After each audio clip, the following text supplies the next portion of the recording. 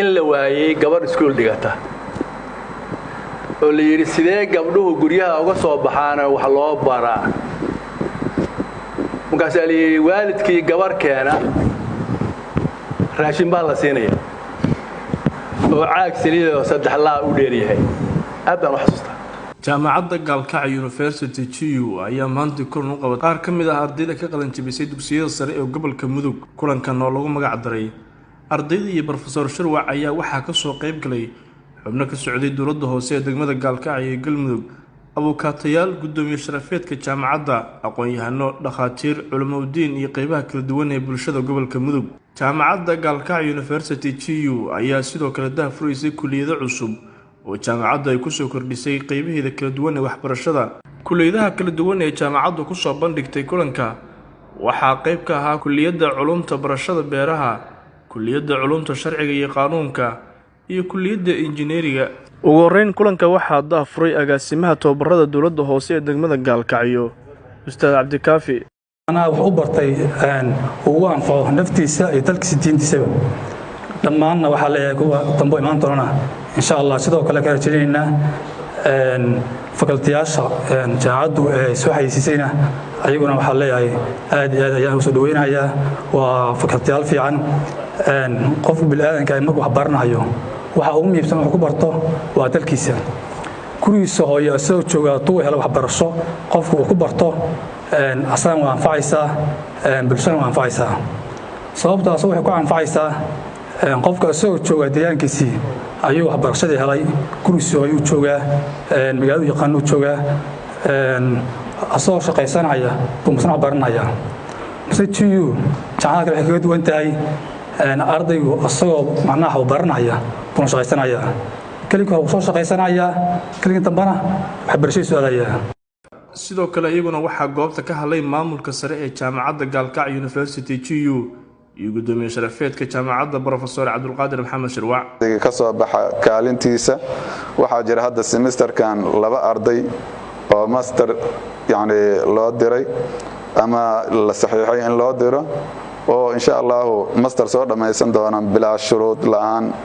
yani waxbay soo baranayaan deegaankooda hadhow tiimaanayaan deegaankooda u shaqeynayaan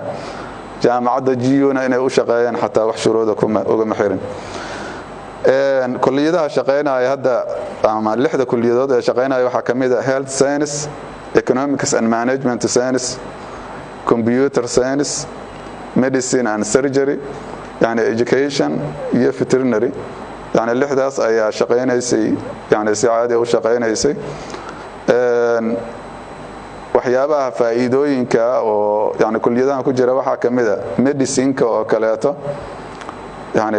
semesterkii jaamacadaha Soomaaliya ku yaala $1 ama wax ku dhow ayaa lagu dhigtaa jaamacadda GU wax yar half $1 halfkiis ayay ka dhigtaa iyadoo u faa'iideynaysa dadka deegaanka ama Gaalkacyo University hadaan dib u eegno xilligii la furay 2010kii sano walba waxa xafladeeda la dhigaa 10 Oktoobar waxa hambaliyada ardada qalin jabinaysa loo sheegaa in 10kii aroornimo 10 saac oo subaxnimo 10 daqiiqo 10 ilbiriqsi bishii 10aad 2010 la furay 6 tobnaad oo isdaba socota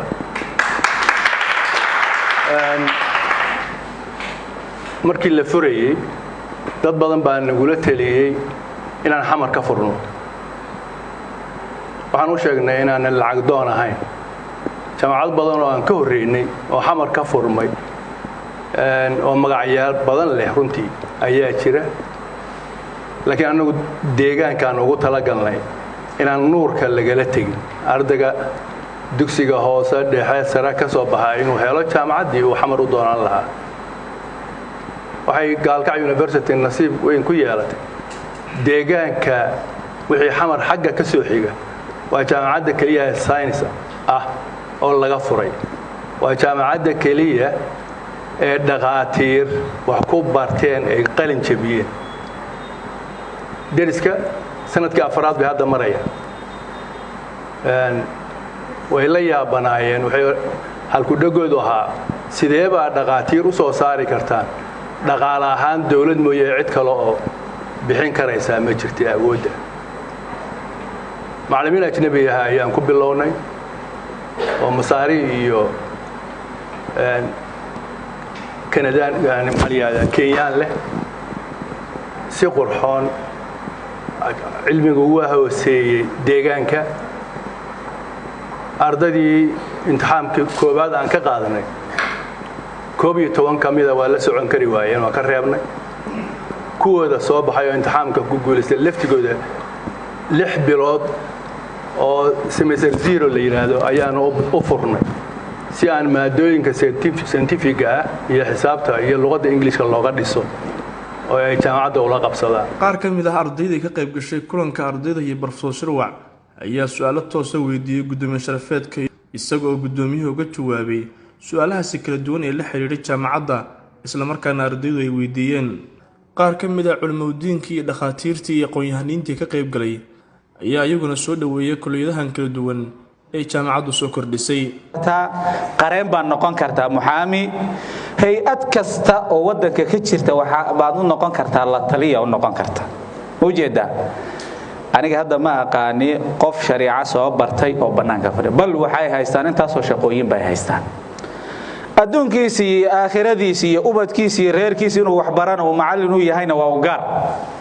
mid ka mid ah oo ah shariica wal qaanuun